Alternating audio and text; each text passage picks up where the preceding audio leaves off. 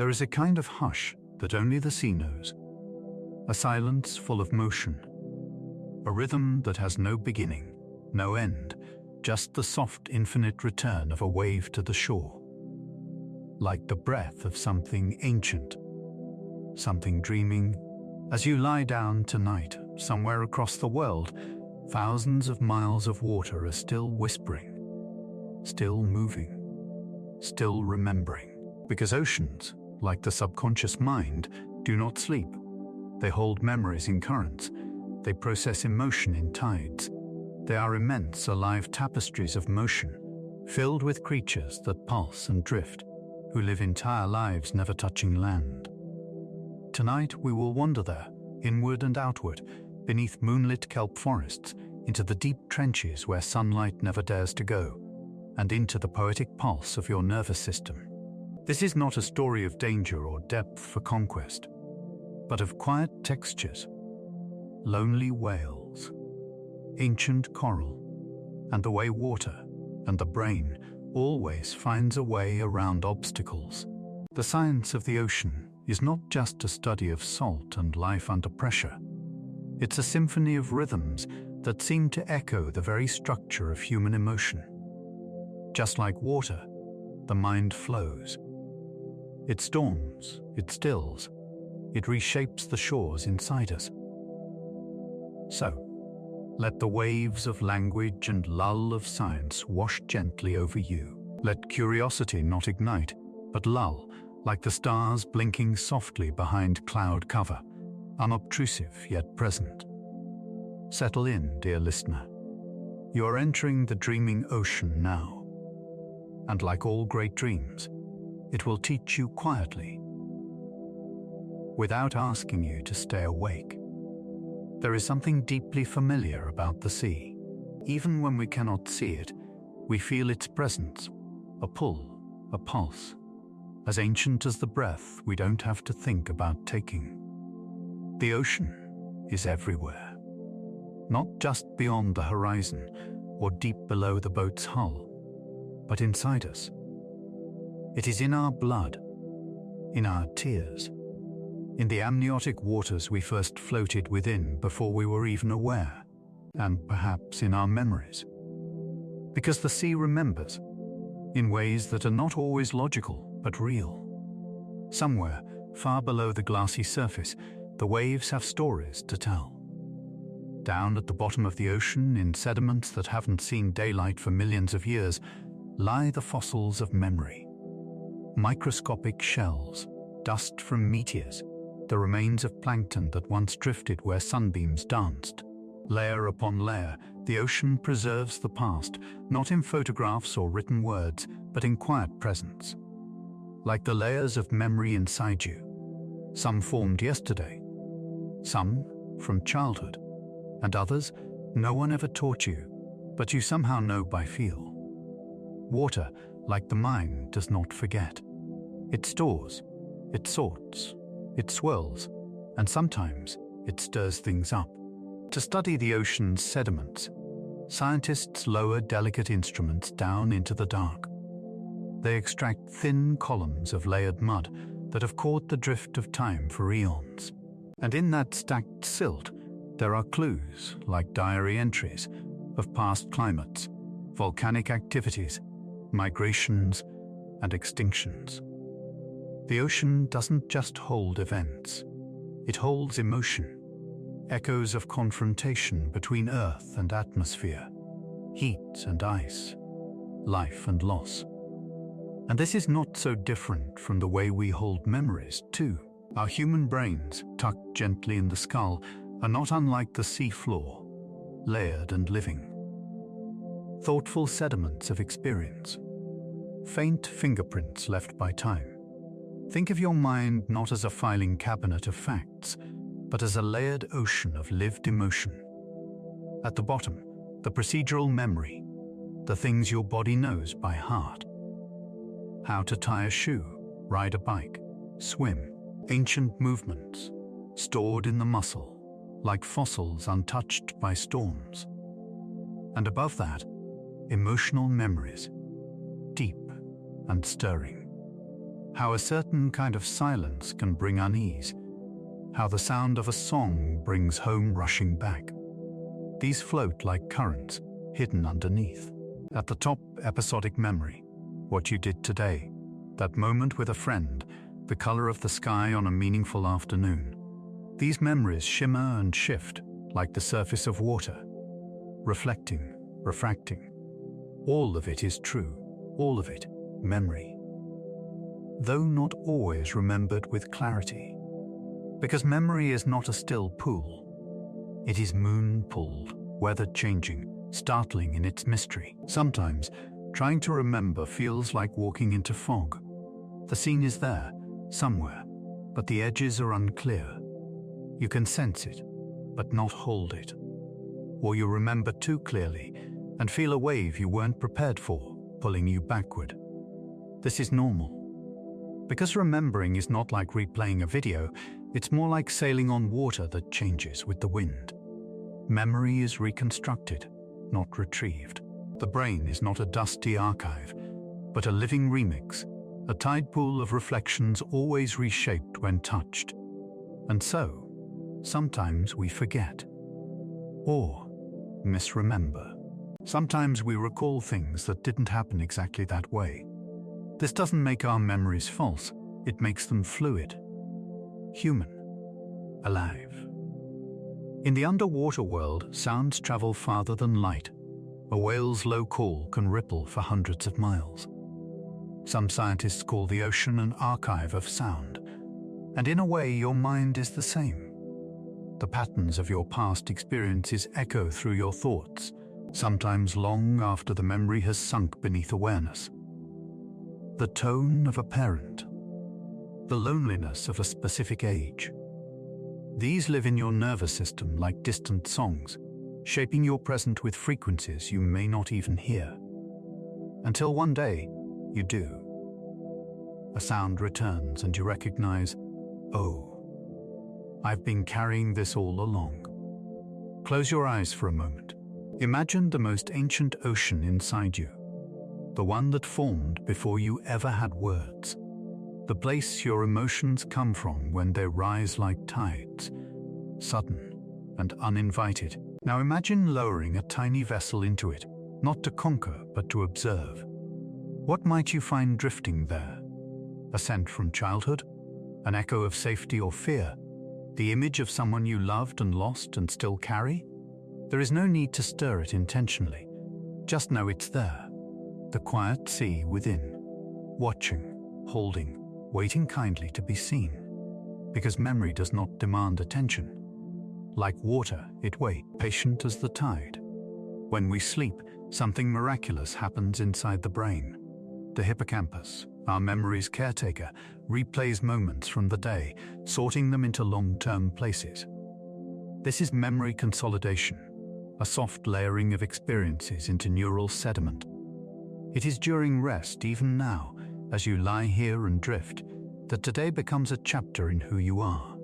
No loud fanfare, no conscious choice, just wave upon wave. Experience becomes pattern. Pattern becomes meaning. So if you feel scattered or unsure, know that something deeper in you is weaving coherence. The story of you is still being written, without haste. Just like the ocean forms coastlines, erosion layered over millennia. Not all memories are beautiful. Some have names that feel sharp. Some return at night uninvited. Others, like storms, come in flashes, overwhelming full sensory floods. And still, the mind tries to hold them. Or sometimes, it releases them through forgetting, an act of protection, not failure. Forgetting is not weakness. It is your brain's way of keeping you afloat when the waters are too high. This is self-preservation, the mercy of neurobiology. You do not need to remember everything to be whole. Some things can stay buried. Some waves crash and are not recovered. And that is okay. There is memory, and then there is knowing. The kind of knowing that doesn't come from fact, but from your bones. Like how birds remember their migratory paths across entire oceans, or how sea turtles, born on a beach, return to that beach decades later to lay eggs, guided only by magnetic pull. Your body remembers in ways your thoughts cannot explain.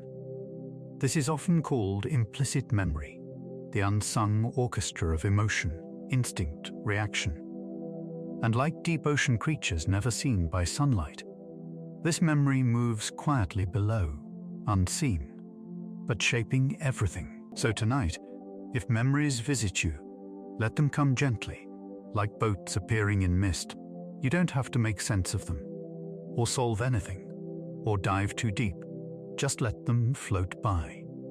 A flicker of music, an old face, a scent, a word, a moment you didn't know you still carried. You can nod to them and keep drifting. Because remembering is fluid, you are not broken for forgetting. You are water, your mind, a marsh of meaning, a tide pool of time, ever shifting, ever softening. And sometimes, the deepest remembering is simply allowing yourself to rest. Somewhere beneath the waves, where the sunlight fades and the world turns blue, a song begins. It moves not through air, but through water, dense and embracing. The sound is not sharp or sudden. It expands slowly, like breath, like longing. Low, wandering tones unfurl across the ocean floor, carried in the arms of currents, passing coral, shipwreck, and silence. This is whale song, and it may be the loneliest music on earth, or the most hopeful, because it waits patiently for someone to hear it, and sometimes it's answered. To stand on a shore and imagine that somewhere, miles away, far beyond the spray and foam, a great being is singing in the darkness, is to feel both small and timeless. Whales are not only swimmers, they are carriers of song, libraries of sound, centuries of frequency woven into melody, calling through the deep, searching, not with eyes, but with feeling. No one taught them how to sing. No conductor cues their chorus, and yet still, they do it. Sound, for them, is not entertainment. It is connection. It is identity. It is survival. In the ocean, sound carries much farther than it does in air. While light fades quickly, sound can ripple for hundreds, even thousands of miles. It slips between molecules, moving 4 times faster than through the open air. Some whale calls, especially those from the blue whale, can stretch whole ocean basins, a whisper from one end of the sea, felt at the other. This is more than volume, it's frequency, it's tone, it's intention. For whales, sound is not just a message, it's a memory, a beacon, a mirror, a fingerprint across water. You too are made of sound, not just what you say, but how. The timbre of your warmth, the pause between your words, the break in your voice when grief curls at the edge, the laugh that rises, even when you didn't mean to feel joy. You may be used to thinking of language in letters and sentences, but truth often lies not in what is said, but in how it's carried. A sigh, a hum, a silence that speaks louder than speech. You speak in songs too, even when you're just saying "I'm fine." Inside your brain is an ancient tuning fork, a system that listens not just to words, but to emotion in sound. This is called affective resonance. It's how you can hear someone say, "I'm okay," and somehow still know they're not, because your brain is listening for harmony, for tone, for shifts. It's measuring not syllables but sincerity, and without knowing it, you're always decoding the emotional frequencies of others. Your nervous system is designed to feel nuance, like sonar, to receive emotion, not just observe it. Whales navigate a world where sight is short and scent is slight. But sound is everything. They don't need to see another whale across the water. They only need to listen. They only need to trust that their message will arrive, that somewhere, someone is listening back. That's the ocean's version of faith. Imagine living your whole life this way, sending feeling into the world, and trusting it will land somewhere, someday, in another. Isn't that what so many of us do? We speak, we post, we confess, we write songs and letters and late-night texts, hoping someone out there is still awake, still listening, still able to feel us. And just like human voices vary across cultures and landscapes, so too does whale song. Humpbacks change their entire song every few years. What was once in vogue fades. New motifs emerge. Others vanish. It's striking because all males in the same region adopt the new song at once, not unlike a musical trend or shared language evolving through community. Whales don't just make noise. They listen, adapt, evolve. Some researchers think the constant reshaping of whale song is a form of cultural transmission, evidence that these songs are more than instinct. They are inheritance. And when two whale pods from different regions meet, they sometimes combine their songs, like orchestras blending themes, a reminder that communication is compromise, collaboration, a dance of tones across difference.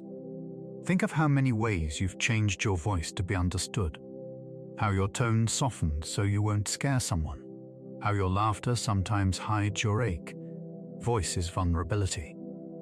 And yet, it's also the tool we most often use to reach each other. It vibrates through bodies, through walls, through centuries. Even now, as I speak, you are feeling this, not just hearing it. Tiny bones in your ear are moving. Soft pathways of the brain are lighting up. Your emotions responding without needing to explain why. This is deep resonance, the part of human connection that cannot be faked. And it is always there, beneath the surface. Just like whales, you carry emotion in song, even when you do not realize you're singing. And then there's the silence. Because even whales do not sing constantly. There are vast stretches of quiet, days or weeks where no songs are sent, only stillness. But silence is not absence, it's hydration for emotion, the breath before the next wave of sound. Some songs require silence to be received, some feelings need time to rise to the surface. So if tonight you have no words, no song to share, no melody left, that too is a voice. Even whales fall quiet. Trust the deep and simply drift. When someone cries in your presence and you feel your own tears rising, that is not sympathy, that is resonance. Your brain holds tiny systems, mirror neurons that help you feel what others feel. Not because you choose to, but because you are wired for connection. It is the science of empathy made invisible. A biological echo, not unlike how one whale hears another and begins to harmonize. You, too, harmonize. You don't just hear others, you absorb them into your body, which is why certain voices calm us instantly. Which is why being truly heard feels like coming home. So now, imagine this. You are floating, weightless, in the great blue. There is no direction, only depth. Around you, everything is soft, and somewhere faint, a sound begins. It's your voice, but not the one you use in daylight. It's the voice beneath that, the one who speaks in dreams, in longings, in instinct and hush.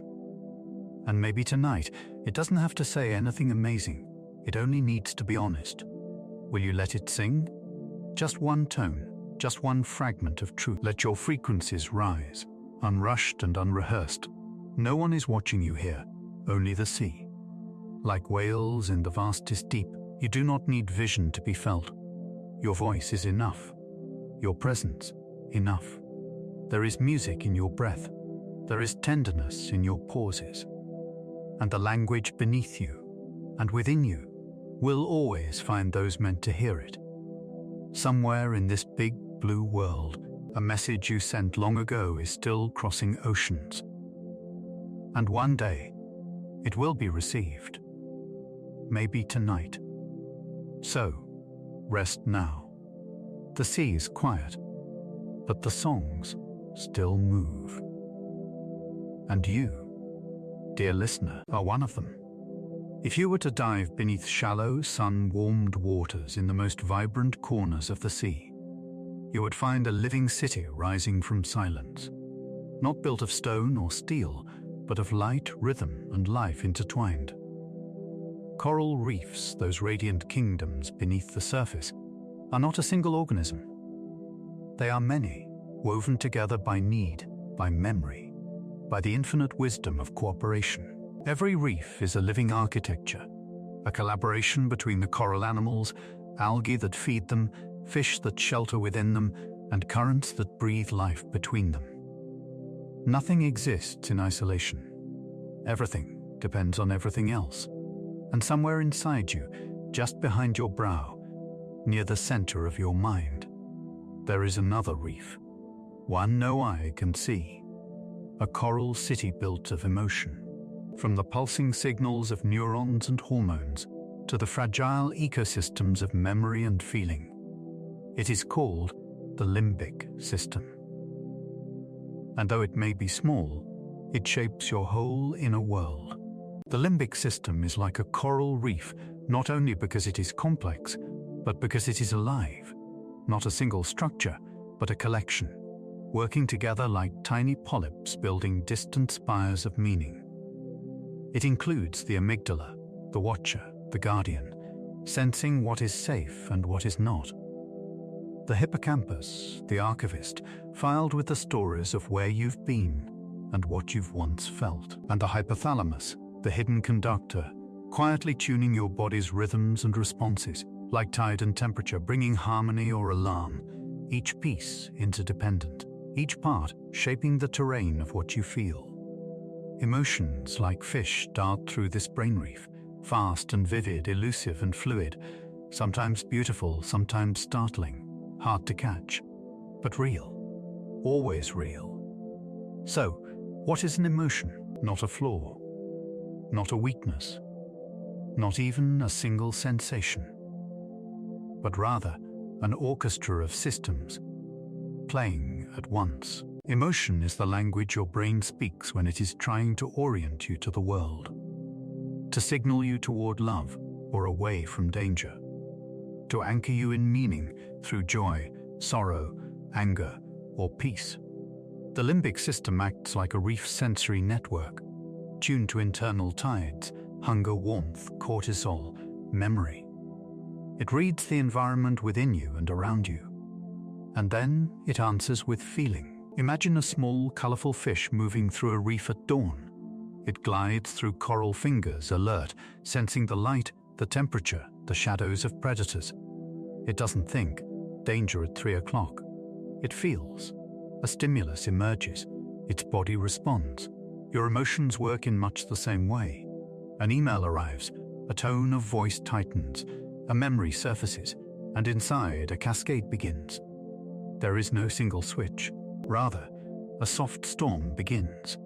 Your amygdala lights up, tagging the experience as significant.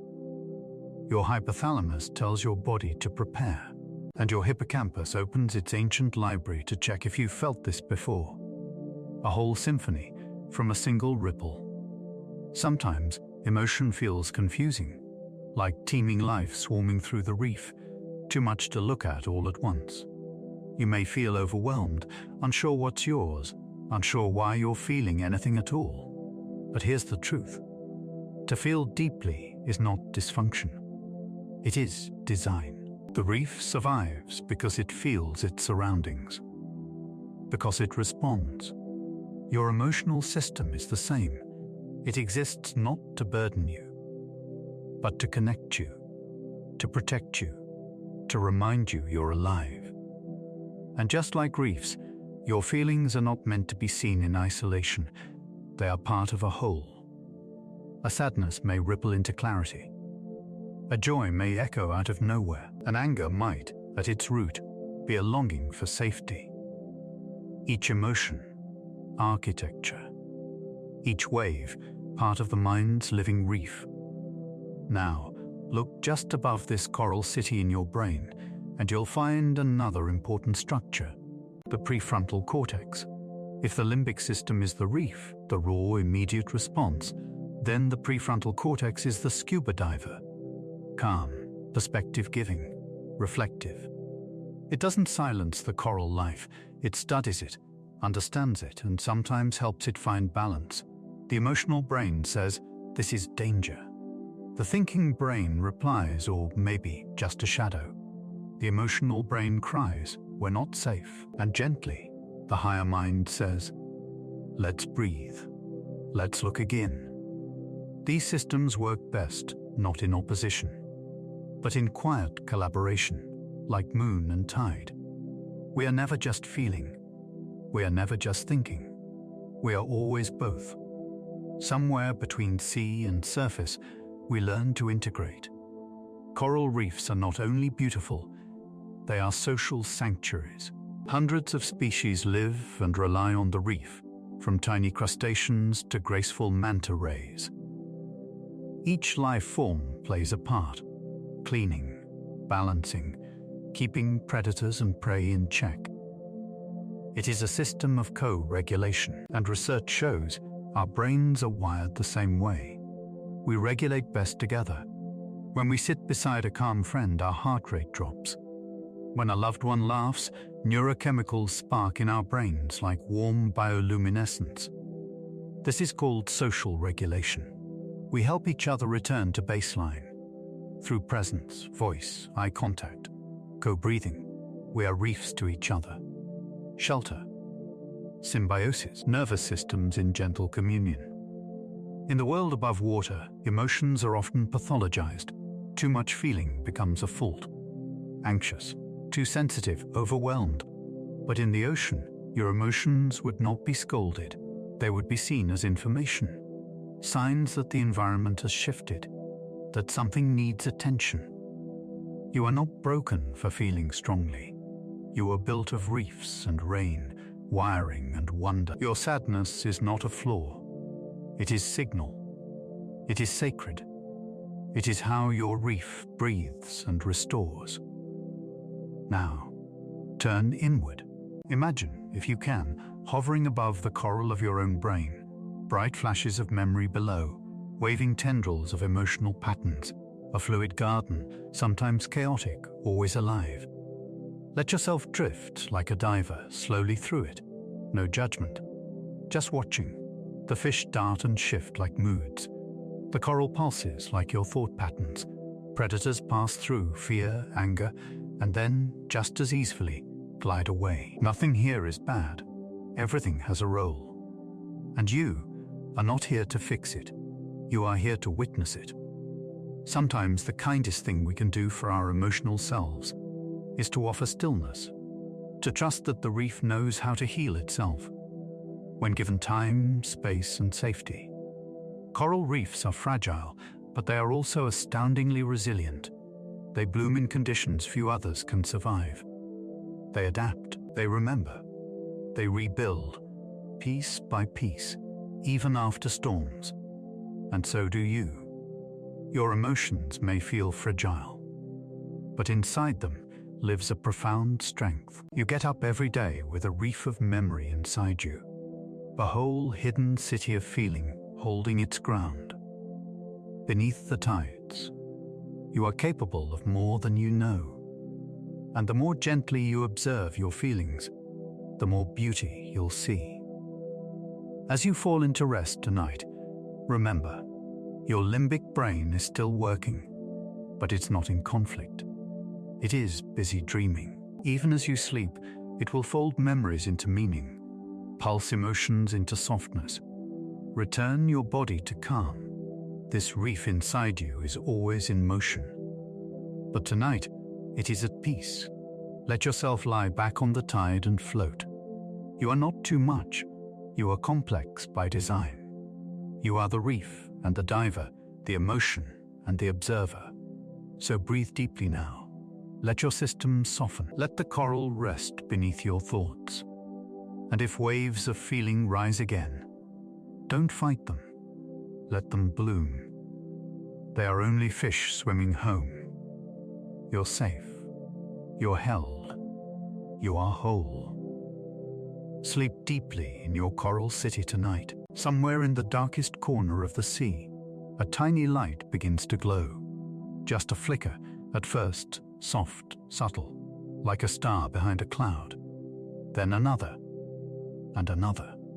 Before long, the night water seems to pulse with light, ripples of glimmering blue tracing the fins of jellyfish, curling behind drifting squid, dancing on the wings of tiny plankton. This is bioluminescence, the language of light used by some of nature's most quiet beings. They do not light up to be seen. They light up to be felt, to communicate, to survive, to say I am here, even when no sun has ever reached them. And strange as it may seem, you have light in you too. Deep inside, in caves no eye can peer into. Your brain glows in its own way, not in beams or sparkles, but in chemical whispers. The ocean glows where the pressure is highest. And your body does the same. In the dark waters of challenge, in the weight of grief or fear. The body finds strange and shimmering ways to hold you, to heal you, to help you find your way. There are no lighthouses inside the brain, no moon, no fire, but there are neurotransmitters, tiny chemical messengers, traveling between your neurons like glowing fish in thought streams.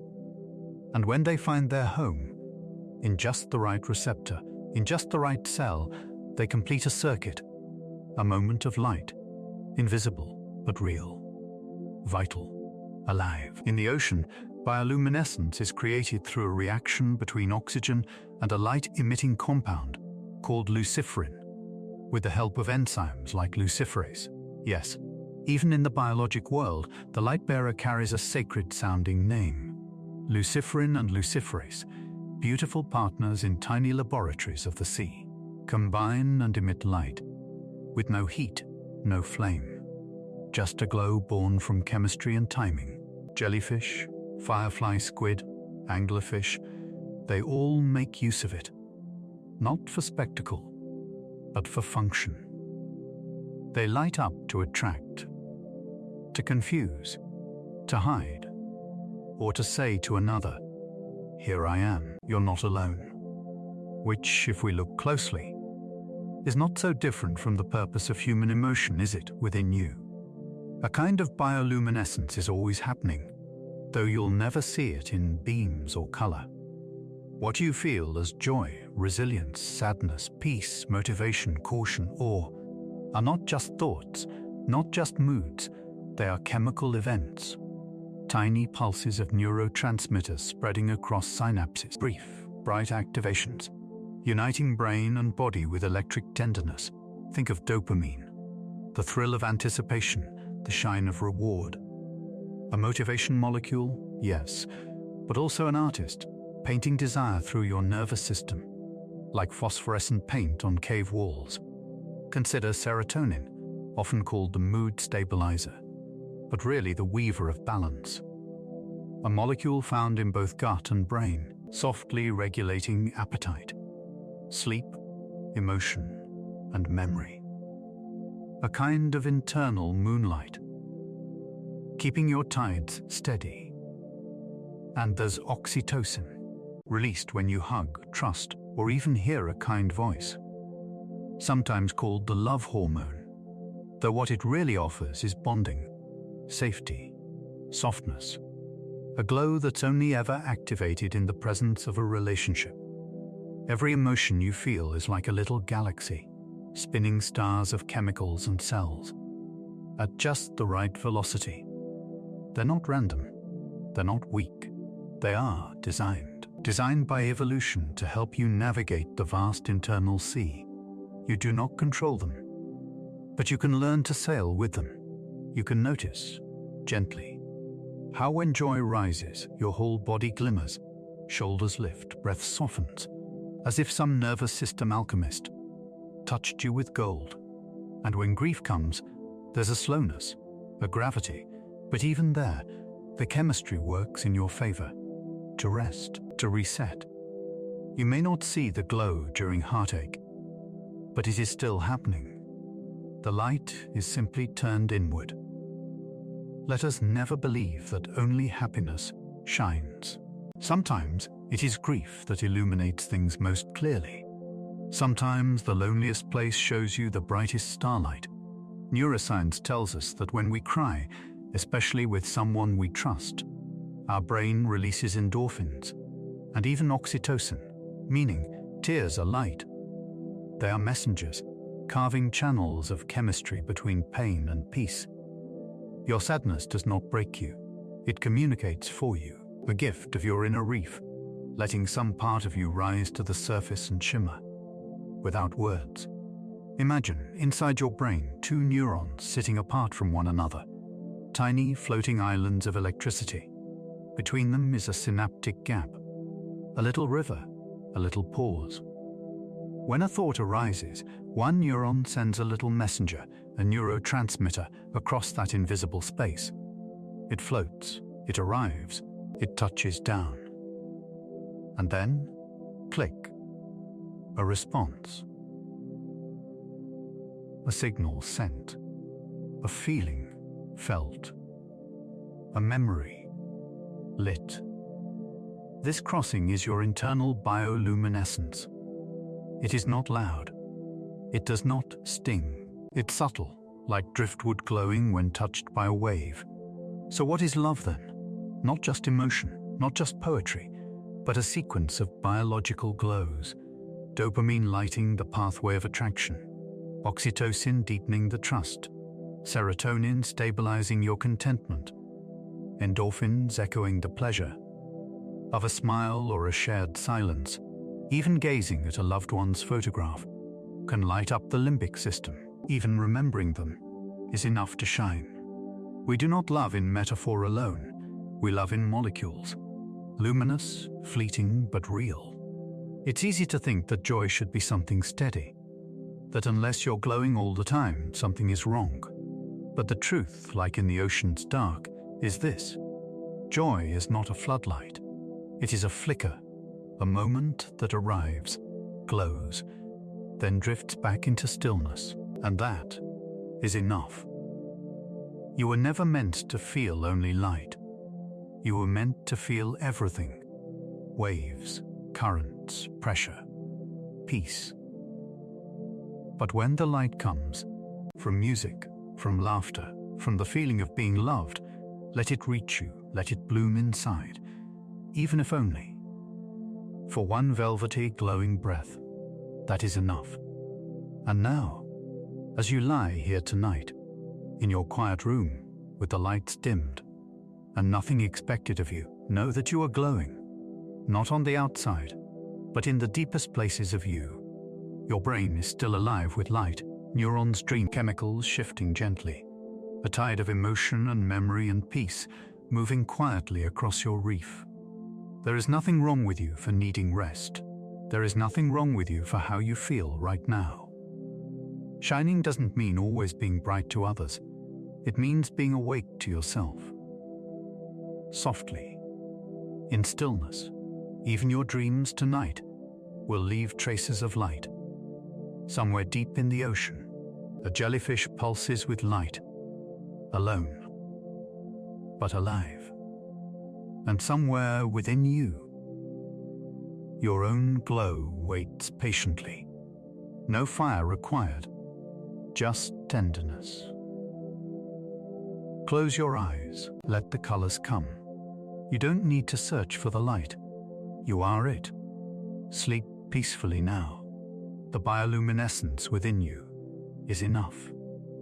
Long before we had GPS, before satellites circled the Earth, before maps were drawn in ink or glowing blue dots on a glowing blue screen, we had stars.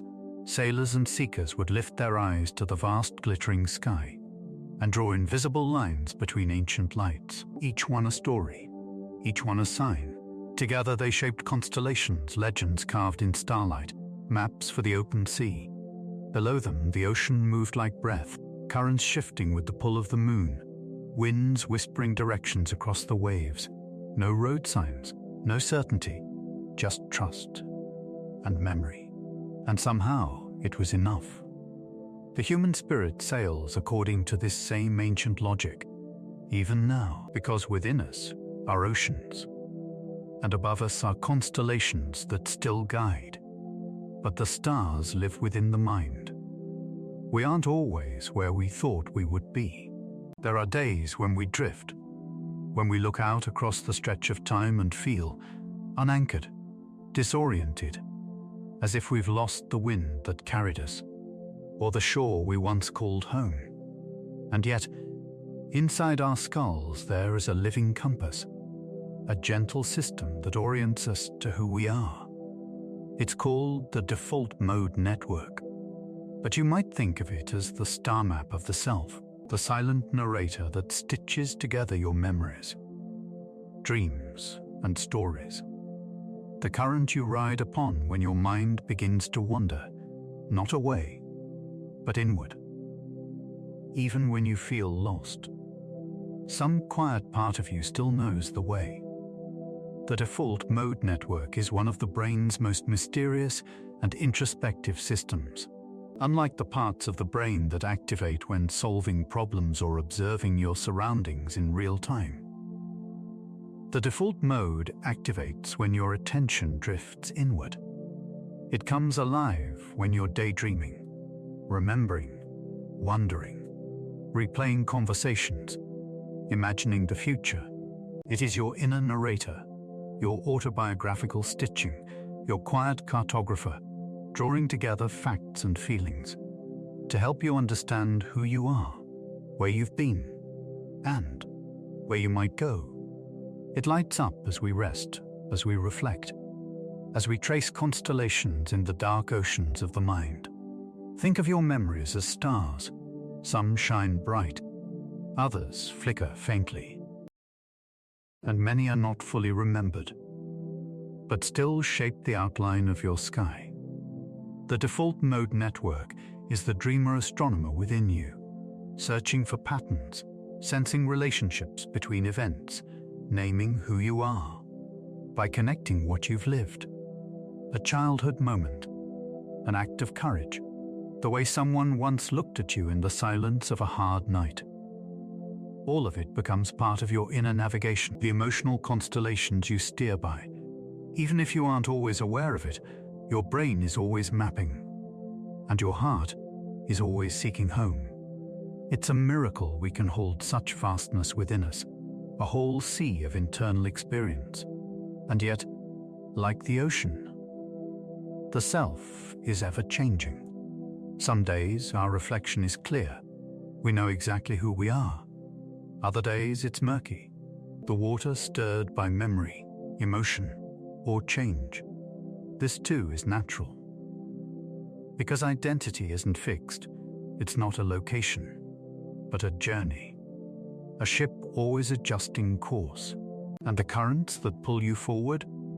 Some come from deep within your past. Others arrive like sudden winds. The people you meet, the things that stir you, the griefs and joys that surprise you. You are not meant to sail only straight lines. You are made to move, to shift, to explore. In the oceans, many creatures navigate not by sight, but by something even more miraculous: magnetoreception, the ability to sense Earth's magnetic field. Salmon return to the exact stream where they were born. Sea turtles travel across entire oceans to lay eggs on one specific beach. They follow invisible lines only they can feel, drawn not by conscious memory, but by something deeper, older, etched into their bodies. You too have invisible compasses, instincts, longings, intuitions that pull you forward when logic can't. There is wisdom in your drift, in the sensations that make no sense, but feel true. What if that pull inside you, the voice that says, "Go back here," or "Try this again," is your body sensing its own kind of magnetism? A longing for something essential, something remembered. Somewhere in you, is a current not broken, but buried. It's okay if you feel lost sometimes. Everyone does. Even the most seasoned traveler has moments of fog. Moments where memory feels distant, where identity feels uncertain, where we wonder if we've drifted too far from who we once were. But the story of the self is not written in ink. It is written in water and wind, meant to evolve. Even when the stars are hidden, the constellations remain. Even if the sky is overcast tonight, the compass inside you is still working. You are not lost. You are navigating. Scientists have discovered something remarkable. When we are still, when our eyes are closed, when we aren't focused on the outside world, the default mode network lights up more brightly than ever. It is in rest, not effort, that we understand ourselves most deeply, which means right now. As your body quiets, as your breath slows, as your mind begins to drift, you are not doing nothing. You are sailing inward. You are allowing your inner compass to recalibrate. This is the art of coming home to yourself. And it happens, not in doing more, but in doing less. You can be joyful and still grieving. You can feel brave and still carry fear. You can want change and still miss what once was. The brain isn't built to be binary. It's built to hold paradox, waves moving in different directions at once. The default mode network doesn't seek consistency. It seeks coherence. A story where all of you belongs, even the jagged, wandering pieces. You don't need to make the story perfect. You only need to let it breathe. Now, imagine you're standing aboard a quiet ship. The sea stretches endlessly in all directions. There is no map in your hands, only the stars above. And suddenly, you notice the constellations returning, the ones you've always known, the ones you'd forgotten. They remind you who you are. You are made of memory, of motion, of tides and time, of stories only you can tell. And as you begin to sail again, not quickly, but steadily, you realize you were never truly lost, just finding new ways to remember yourself. Let your eyes soften now. Let your inner compass turn gently toward rest. You are not behind. You are not broken. You are on your way home, guided by stars you planted long ago. Sleep sweetly, traveler. May your dreams reveal the constellations you carry. And when you wake, they'll still be shining. If you've ever seen a diver sink slowly beneath the water, you'll know the moment I mean. The moment when the surface fades behind them. The splash, the oxygen bubbles, the light refracting in waves, and suddenly, everything goes still. Not in sound alone, but in the body. There, in the blue hush between surface and sea floor, something ancient happens. The heartbeat slows. The muscles soften. The brain quiets, sensing safety. This is called the still point. And inside you, there is a still point too, a place below the turbulence and thoughts and noise, where the nervous system remembers how to rest, how to return, how to come home, to calm. Tonight, we drift there together. It is not your fault that the waves get high. We live in a world that spins fast, that pulls our attention outward, toward beeping, blinking, demanding voices. The heart races without being chased, the breath shortens without being threatened, and the mind runs ahead like a child lost in fog. You feel it, don't you? That invisible riptide, the pull of anxiety. It doesn't always appear as panic or fear. Sometimes it feels like numbness, like leaving your body behind. An ancient response, humming in your chest, as if danger were near, even when it isn't. But here's the quiet truth. Inside your body, there is a system designed. not for alertness alone, but for homecoming. Your nervous system carries two primary branches, two waves, two modes of being. The sympathetic branch, built for movement, energy, defense. It's your fight or flight system. The one that fills you with adrenaline, calls you to act, to brace, to speed up. It has its place, it keeps you safe. But the parasympathetic branch is different. It is the calm after, the exhale, the slow return. This is sometimes called rest and digest, but really it's a sacred softening, a rejoining, a reunion with peace. Within it lives a quiet river, called the vagus nerve, one of the longest nerves in your body, twisting from brainstem to belly. It carries the most gentle message you can imagine. You're safe now. You can come home. Imagine a wave pulling you out to sea, not to drown you, but to carry you beyond the crashing surf, beyond the overstimulated shallows. You float, not in control, but held. In real life, this is what happens when your vagus nerve activates and your parasympathetic system takes over. Your breath deepens, your heart slows, your body unclenches where it didn't know it was tight.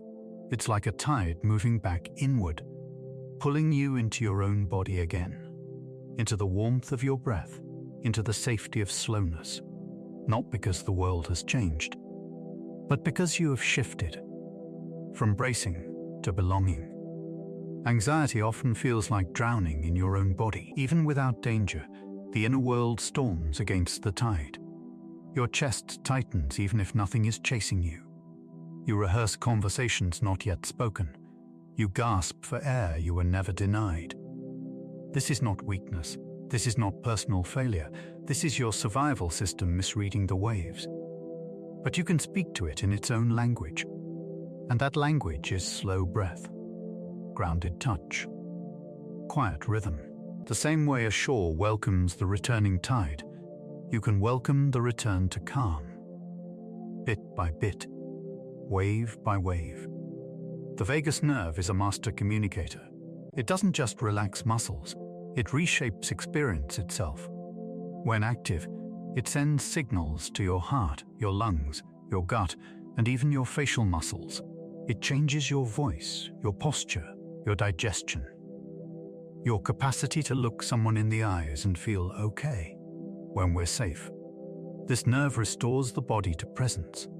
It's part of what neuroscientists call the social engagement system. The reason a kind voice, a hand on your back, or a simple exhale can make your panic subside. This isn't ideology, it's biology. You are wired to be comforted, to be soothed, to feel safe again and again, even after the storm. Sometimes people mistake stillness for emptiness. But quiet is not void. It can be fullness. It can be arrival. Like standing in a forest where no wind stirs, like laying on your back beneath a night sky so wide. You forget to speak. That's the still point. Not absence, but deep cellular reassurance.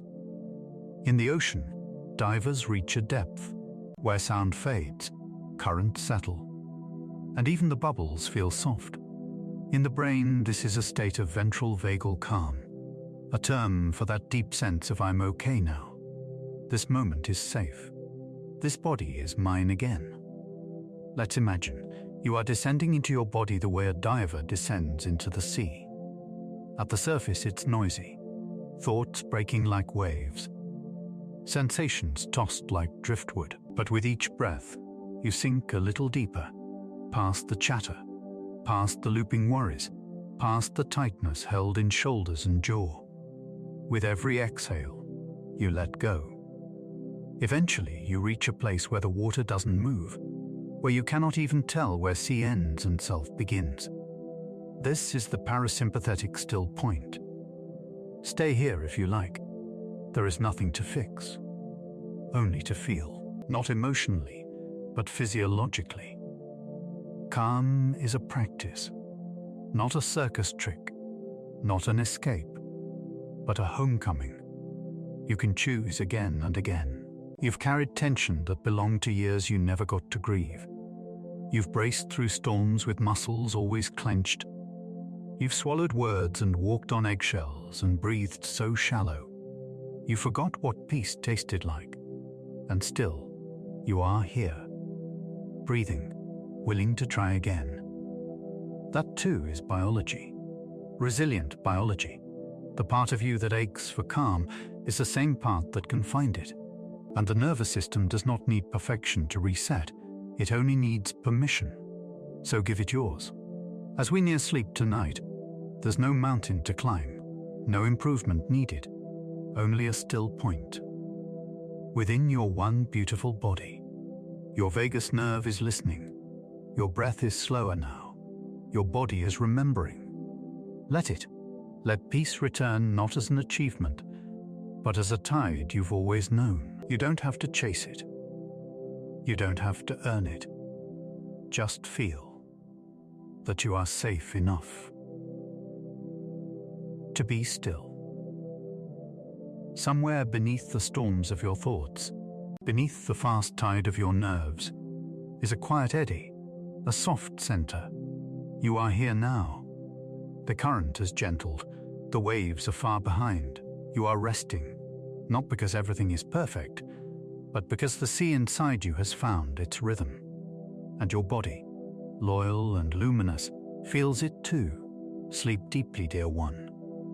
You've arrived at the still point, and it will hold you all night long. There is a place so deep in the ocean that sunlight has never touched it. Not a sliver, not a shimmer, just a silence of eternal dark, and a pressure so intense it could crush the hull of a submarine. This place is called the Hadal Zone, stretching from 6,000 meters below the surface to the very bottom of the trenches, farther down than Mount Everest is tall. A world forged in blackness.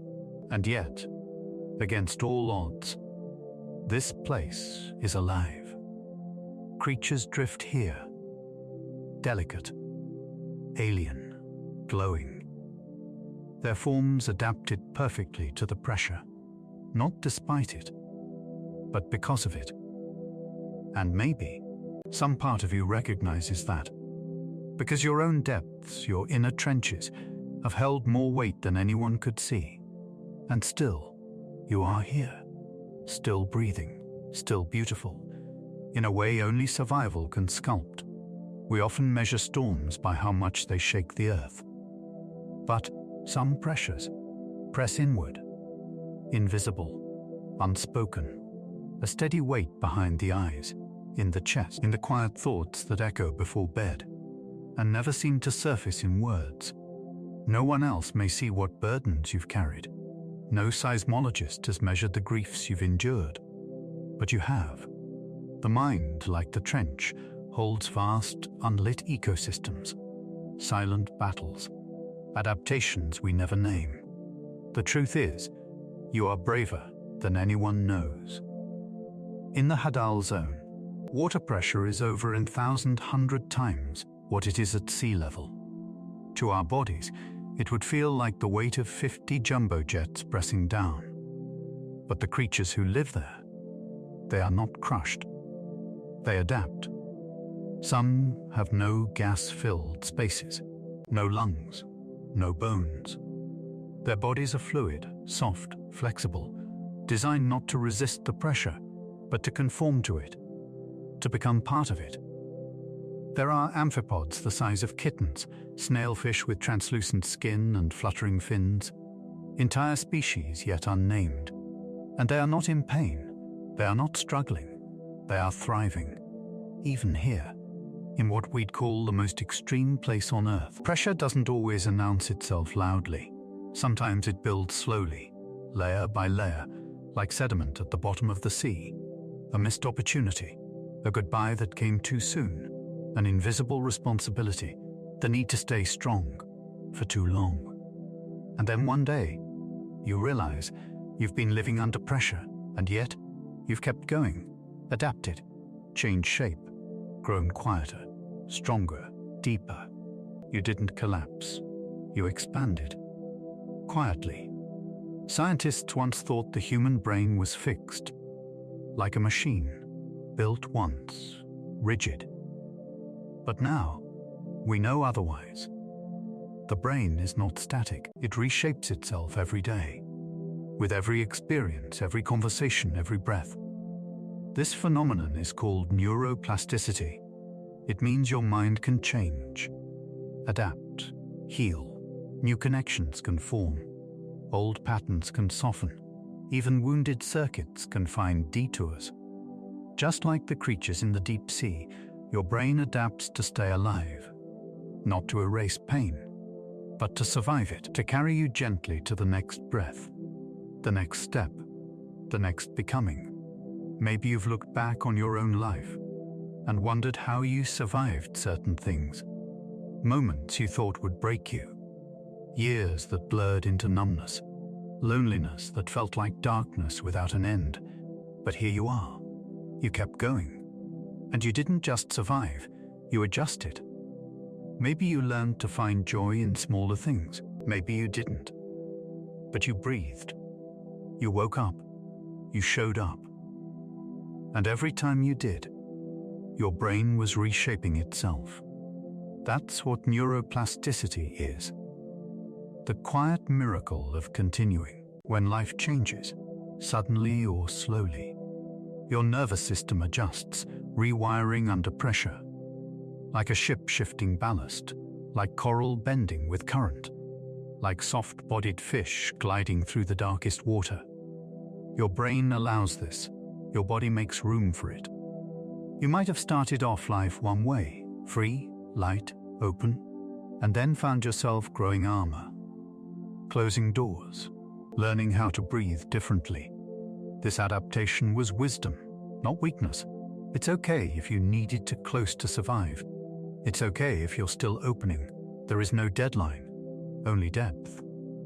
Neuroplasticity doesn't just respond to trauma. It responds to love, to safety, to repetition, to small truths whispered like lullabies.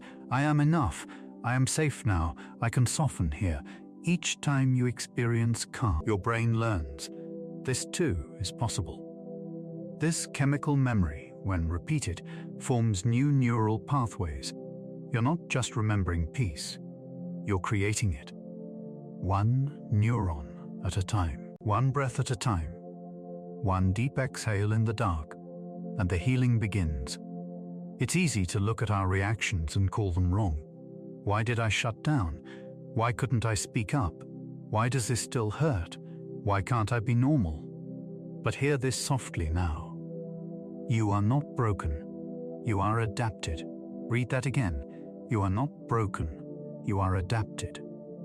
Your brain, your body, your soul, they did what they had to do to bring you through. If your pattern seems strange, remember, so are the creatures of the Haddle Zone. Unfamiliar, glowing, strange, and entirely valid. Some of the most magnificent sea creatures produce light in the deepest darkness. Bioluminescence is not exclusive to shallow water. In fact, it's more common as you go deeper.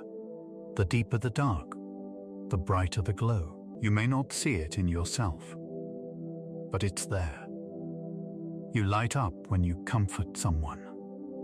You glow when you tell your truth, even if your voice shakes. You shine when you let yourself feel again. No one ever said light had to be loud. Pressure transforms. In the deep ocean, it shapes creatures of strange, exquisite beauty, delicate, translucent, capable of enduring what we thought was unendurable.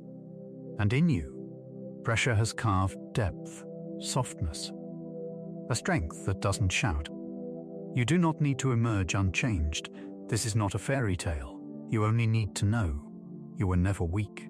For needing time, or rest, or help, the deep has changed you, but it has not destroyed you.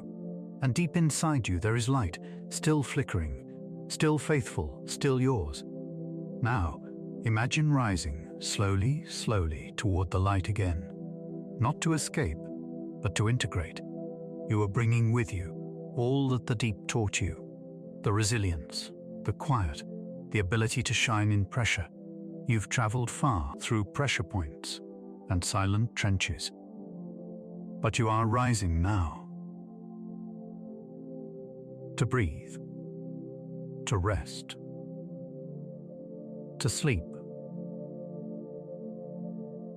And maybe, just maybe, to begin again tomorrow. With softened strength, sleep peacefully, deep sea soul. You have survived storms that few could see, and somehow you are still glowing. We've traveled far, haven't we? Down through coral cities, past whale song and currents, through the glowing trench of bioluminescence, and into pressure zones so deep they almost disappeared into myth. But tonight, you are rising, not away from those depths, but with them softly inside you. Like a diver weightlessly returning to the surface, your breath regulates, the light returns. And on that rising tide, we begin. The exquisite shift towards sleep.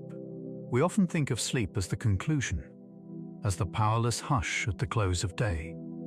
But sleep is not the end, it is another ocean, a fluid sacred space, where the mind does not shut down, but begins its most intimate voyage. All day long, your body works against gravity. Your muscles hold you upright. Your thoughts stay tethered. Your heart beats faster to keep pace with effort and awareness. But now, those anchors loosen. Your edges begin to blur, and the tides of sleep move in. Sleep isn't a switch, it's a rhythm, a natural tide that's been rising and falling inside you since the womb. A song your body remembers, even when the mind forgets. The pull toward rest is not laziness. It is biology, the sea inside you, calling you back to stillness. Every night your heart slows, your muscles release their grip, your brain begins to sigh, and you enter what scientists call slow wave sleep, but what you might just call peace. As you drift off, your brainwaves begin to slow, like tides pulling back from the shore. You enter REM sleep, the first stages of your journey. Here, your body heals and renews, your tissues rebuild, your immune system strengthens. This stage hugs the body, tucks it in tightly, and then, later, like dolphins surfacing. In the middle of the night, comes something stranger.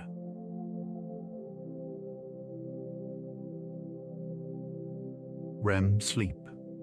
Rapid eye movement. Your muscles lie still, paralyzed, but your mind becomes beautifully alive. This is the ocean of dreaming, where memories rearrange themselves like shells on the tide, where emotions decompress like bubbles rising from the deep. It's here that the brain integrates and begins to understand things you never put into words. In REM sleep, your breathing shifts. Your eyes flicker beneath closed lids, as though watching a movie no one else will ever see. You move through landscapes, some remembered, some invented. You meet ancestors. You relive arguments. You fly, fall, run, or transform. And all the while, your brain is doing its quiet alchemy. Dreams aren't just stories, they're deeply personal dialogues between your unconscious and your emotional self. Integrative rehearsals for life. You don't need to understand them for them to do their work. They are your dolphins beneath moonlight, singing in a language beyond comprehension, and yet deeply familiar. Through dreaming, your brain doesn't just revisit memories, it reworks them. It moves moments from short-term space into longer-term storage. It tags certain events as meaningful. It alters others, softens harsh edges, reorganizes emotional intensity. Studies show that during REM sleep, the brain reactivates the default mode network and other emotional circuits. It plays out stress. It resolves unspoken questions. It relieves tension you didn't know you were carrying. This is the brain's silent therapy. Sleep, it turns out, is part of healing, not avoidance, but integration. Grief dreams, joy dreams, strange, shifting, surreal dreams, they are all part of the night's slow repair. Now imagine that sleep is not a place you travel to, but a tide that rises in you, flowing from your toes to your jaw, filling each cell with something heavier than thought, but lighter than matter. Your breath is the tide. It rocks you. It hums inside the blood, side to side, like current. Your body remembers this rhythm, the gentle pull under the skin. The brain, held in its cradle of bone, sways softly between remembering and releasing. You are floating, not away from your life, but deeper into it. You don't need to do anything anymore. You don't have to finish sorting your thoughts. You don't have to solve the unanswered things. You don't have to understand yourself fully tonight. Sleep is the one process where you surrender and become whole anyway. Let the water hold you. Let time disappear. Let the nervous system unwind in ways that thinking could never replicate. Let rest wash the sorrow you forgot you were holding. Let dreams offer you messages you don't need to unpack. Nothing is broken now. Everything is being reformed behind the scenes. And did you know even your brain is cleaning itself while you sleep? There's a nightly system called the glymphatic system, a kind of cerebral tide. It bathes your brain, washing away waste products, sweeping out what's no longer needed. This doesn't happen efficiently during the day. It requires the silence of night, the softness of sleep, the space of surrender. So every time you rest, your brain is quite literally rinsing itself in sacred internal waters. A nightly renewal, a quiet river of healing. You don't feel it, you don't choose it, and yet it works every time. There is a moment just before you fall fully asleep when the mind stops trying to swim and begins to drift. It is not laziness, it is trust, the same trust a jellyfish has as it pulses gently along the current, carried farther than its mind could conceive, and always to some place it was meant to reach. You are like that too. Every night you drift over the reef of memories, through waters of old emotion, toward tomorrow, and something in you knows how to return. Whatever waves stirred your day, let them settle now. Whatever winds bent your thoughts, let them fade. You are not behind. You are not failing. You are floating, healing, wandering in the most sacred sea of all, the sea of sleep. Let it rise to meet you. Let it flood gently, washing over your feet, your legs, your lungs, your face, until you dissolve into the blue. This is your ocean now. This is your night tide. There is nowhere to go, nothing to fix, no lighthouse needed. You are not lost. You are being carried. Sleep is the current. And you drift on its back like a wave-worn shell, held, cradled, safe. Let go now. The journey is over for tonight. You're home. Somewhere below you the sea still sways, a rhythm unchanged by time, a lullaby too vast for language. And somewhere within you there is a body as ancient, a rhythm just as faithful, a breath, a dream, a pause between thought.